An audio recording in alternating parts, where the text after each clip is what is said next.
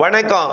செல்வகுமாரின் அறுவடை, விதைப்பு, உலர்த்துதல் மற்றும் பல்வேறு விவசாய பணிகள்.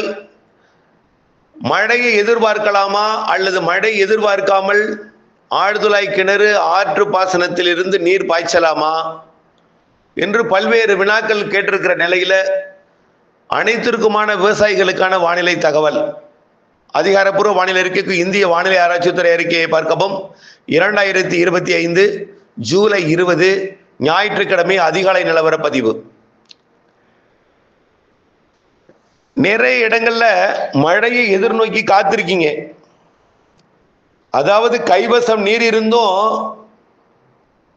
மழை பெய்து விட்டால் கூடுதல் தண்ணீர் ஆகிவிடும். உதாரணத்திற்கு வெங்காயம் இருக்கு, வெங்காயத்திற்கு தண்ணீர் பாய்ச்சணும். மழையும் சேர்ந்து பெய்து விட்டால் கூடுதல் ஈரப்பதமாகிவிடும்.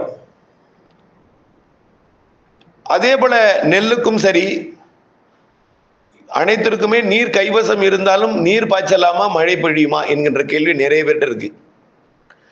அதே போல மழையை எதிர்நோக்கி பல்வேறு பணியை செய்வதற்கும் காத்திருக்கீங்க. இப்படி இருக்கும் பொழுது பல்வேறு விவசாயிகளுக்கு ஒரு சந்தேகம் கூட இருக்கு. மழை தொடர்ந்து தென்மேற்கு பருவமழை பெய்யுமா? இப்படித்தான் இந்த ஜூன் மாதம், ஜூலை மாதம் போல பெரிய அளவில் இல்லாமல் இருக்குமா? மழை பெய்திருக்கு, அணைகள்ல பெய்திருக்கு, அணைகளை நிரப்பி இருக்கு, அணைகள் நிரம்பியே இருக்கு. மேட்டூர்ல இருந்து உபரி நீர் தான் வந்துட்டு இருக்கு. மேட்டூரில் இருந்து வரக்கூடிய தண்ணீர் எல்லாமே மின் உற்பத்தி செய்யப்பட்டு அனுப்பக்கூடிய தண்ணீர், உபரி நீர் தான். அப்படியே 20,000 18,000 கனஅடி தண்ணீர் வருது, அப்படியே மின் உற்பத்தி செய்து திருப்பி அனுப்பப்படுகிறது. 119 அடி, ஒரு அடி தான் கம்மியா இருக்கு. 119 அடி இருக்கு, அரை அடி தான் கம்மியா இருக்கு. அதுவும் அவ்வப்பொழுது நிரம்புதும். 120 அடியை நிரம்பும், பிறகு ஒரு 2 அடி கம்மியாகும், சரி ஒரு அடி அரை அடி கம்மியாகும். இப்படியே தான் ஓடிக்கொண்டிருக்கு. மழையும் கர்நாடகாவில் பெய்து கொண்டிருக்கு, அணைகளுக்கும் நீர் வரத்து வந்து கொண்டிருக்கு. இப்பயும் கேரளாவில் கனமழை பெய்து கொண்டுதான் இருக்கு. அணைகள் நீர்பிடிப்பு பகுதிகளில் கனமழை பெய்து கொண்டுதான் இருக்கு. அணைகளுக்கு நீர் வரத்து வருது. நாம நீண்ட கால அறிக்கையில் என்ன சொல்லியிருக்கோம்? கண்டிப்பா அணைகளை நிரப்பும். அணைகள் ஆற்று பாசனத்தை நம்பி, ஆழ்துளை கிணறு பாசனத்தை நம்பி விவசாயம் செய்யலாம். ஆனால் மழையை நம்பி விவசாயம் செய்ய முடியாது. மழை நீங்கள் நினைக்கும் பொழுது பெய்யாது. ஆனால் தென்மேற்கு பருவமழை சராசரிக்கு கூடுதல் பொழியும். வட மாநிலங்களிலே 75% இடங்களுக்கு விவசாயத்துக்கு ஏற்ற மழை, பொருளாதாரத்தை மீட்டெடுக்கும் வகையில, பொருளாதாரம் நல்ல வகையில வளர்ச்சி பெறும் வகையில மழை இருக்கும். விவசாய உற்பத்தி கூடும்.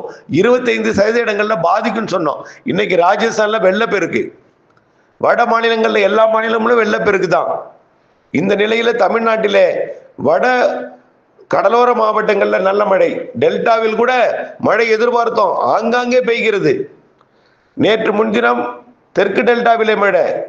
நீண்ட காலத்துக்கு பிறகு, கோடை மழைக்கு பிறகு தெற்கு டெல்டாவிலே 8 சென்டிமீட்டர் மழை பெய்திருக்குது அதிகபட்சமா. பஞ்சநதிக்குளம், நடிச்சேத்தி, ஆயக்காராம்பலம் 4. பிறகு ஆங்காங்கே மழைப்பொழிவை கொடுத்திருக்கு, தூரல் சாரல் என்று கொடுத்தது. நேற்று முன்தினம் கூட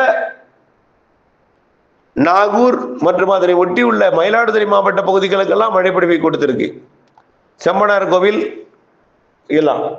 இப்படி மயிலாடுதுறை மாவட்டத்தில் அடிக்கடி மழை, கடலூர் மாவட்டத்திலையும் மழை, அடிக்கடி மழை பெய்திருக்கு. கடலூருக்கு வடக்கே நல்ல மழை பொழிந்திருக்கிறது. ஆகவே டெல்டா மாவட்டங்கள்ல சரியான மழை இல்லை. இதை எதிர்பார்க்க வேண்டாம். ஆனால் மழை பொழிவை நம்பி நீங்கள் காத்திருக்க வேண்டாம். தண்ணீர் பாய்ச்சலாம். அதான் நான் சொல்றேன். இப்போ நிறைய பேர் காலையில இன்றைக்கு வருத்தமான தகவலாக கூட இருந்துச்சு எனக்கு. மழையை நம்பி இருந்தோம், ஆனால் மழை பெய்யவில்லை. பெய்யுமா? கைவசம் தண்ணீர் இருக்கும் பொழுது அதை பாய்ச்சணும். மழை நம்ப வேண்டாம். மழை பெய்யும், ஒதுக்கி தான் பெய்யும். அதுக்காக இன்னைக்கு பெய்யாதுன்னு சொல்ல, பெய்யும், ஒதுக்கி தான் பெய்யும். எல்லோருக்கும் ஒரே நேரத்தில் பெய்யாது. அதுவும் இன்றைக்கு இருக்கிற நிலைமையில பார்த்தீங்கன்னா பெரிய மழை இல்லை. வடகடலோரம், வடவுள் மாவட்ட பகுதிகளுக்கு தான் சொல்லிக்கிட்டே இருக்கும் திரும்ப. வடகடலோரம், ஆந்திர எல்லையோரம், கர்நாடக எல்லையோரம், வடவுள் மாவட்டங்கள், வடகடலோரம். அதே போல தென் மாவட்டங்களுக்கும் மழை எதிர்பார்த்தோம். தென் மாவட்டங்கள்லையும் ஆங்காங்கே பொழிய தொடங்கி இருக்கு. வரக்கூடிய மாத இறுதி வரையும் தென் மாவட்டங்கள், மேற்கு தொடர்ச்சி மலையில நல்ல மழை இருக்கு. தென் மாவட்ட அணைகளை நிரப்ப போகுது. நல்லா புரிஞ்சுக்குங்க. தென் மாவட்ட அணைகளை நிரப்ப போகுது. இதுவரைக்கும் மேட்டூர் மட்டும்தான் நிரப்பிருக்கு. பவானி சாகருக்கு நீர்வரத்தை கொடுக்கும். ஆனால் வால்பாறைக்கு தெற்கே இன்னும் நிரம்பல அணை, சில அணைகள் நிரம்பியிருக்கு, பல அணைகள் நிரம்பல. அதை நிரப்ப போது வரக்கூடிய நாட்களிலே ஆகிய அணைகளை நிரப்பும். அணைகளிலிருந்து ஆற்று பாசனம் கிடைக்கும். ஆனால் மழையை நீங்கள் நம்பி விவசாயம் செய்ய முடியாது. ஆனால் பெய்யும், சேர்த்து பெய்யும். சேர்த்து பெய்யும் போது சேமித்து பயன்படுத்தணும். ஆனால் மழை இப்பொழுதைக்கு வடகடலோரம், வட உள் மாவட்டங்கள், ஆந்திர எல்லையோர, கர்நாடக எல்லையோரம், தென் மாவட்ட மேற்கு தொடர்ச்சி மலையில் கொஞ்சம் கூடுதல், ஒட்டுமொத்த மேற்கு தொடர்ச்சி மலையில் மழை இருக்கும். சாரல் மழையாக கணவாய் காற்று பகுதியில் இருக்கும். வாழைக்காட்டு கணவாயை விட ஆரியங்காவு கணவாய், ஆரல்வாய்மொழி கணவாய் கூடுதல் காற்று மழை இருக்கும். டெல்டா மாவட்டங்களுக்கு பெரிதா மழை இருக்காது, ஆனால் மழை இருக்கும். மாலை இரவு மழை தான் டெல்டாவிற்கு. அதனால மழை ஒதுக்கி ஒதுக்கித்தான் இருக்கும். அதுவும் தூரல் சாரல் லேசான மழையாக தான் பெரும்பாலும் இருக்கும். மலைகள் இருக்கக்கூடிய மரங்கள் அடர்ந்த பகுதியில் தான் மழை இருக்கும். கிழக்கு தொடர்ச்சி மலையில மழை இருக்கும், மேற்கு தொடர்ச்சி மலையில மழை இருக்கும். புரிந்திருக்கும்னு நினைக்கிறேன். அப்ப மரங்கள் குளிர்விக்கணும். அரபிக்கடலிருந்து வரக்கூடிய நீராவியை குளிர்விப்பது கிழக்கு தொடர்ச்சி மேற்கு தொடர்ச்சி மலை. அரபிக்கடலிருந்து வரக்கூடிய நீராவியை குளிர்விப்பது மேற்கு தொடர்ச்சி மலை மரங்கள். அது அப்படியே வெப்பத்தால் லேசாக்கி மேலெழுந்து மேலடுக்கிலே வரும் பொழுது அது கிழக்கு தொடர்ச்சி மலை மரங்கள் குளிர்விக்கிறது.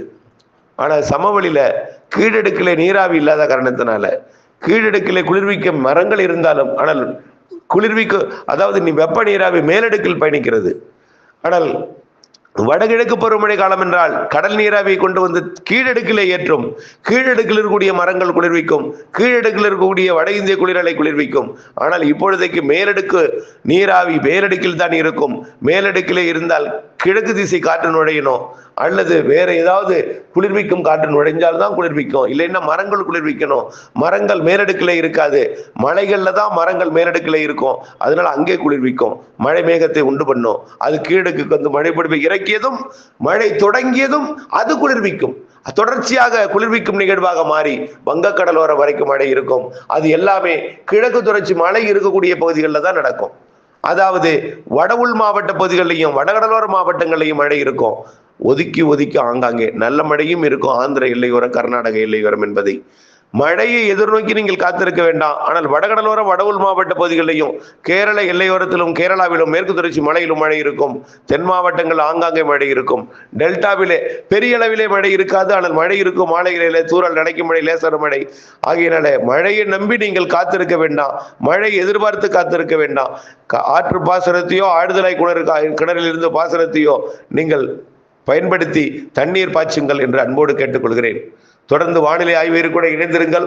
இன்றைக்கு மதிய அறிக்கையில இன்றைக்கு மாலை எங்கே மழை என்பதை துல்லியமாக அறிவிக்கிறேன். வரக்கூடிய நாட்கள் வானிலை எப்படி இருக்கும் என்பதை இன்றைய மதிய அறிக்கையில் அறிவிக்கிறேன்.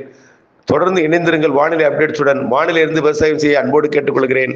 நன்றி.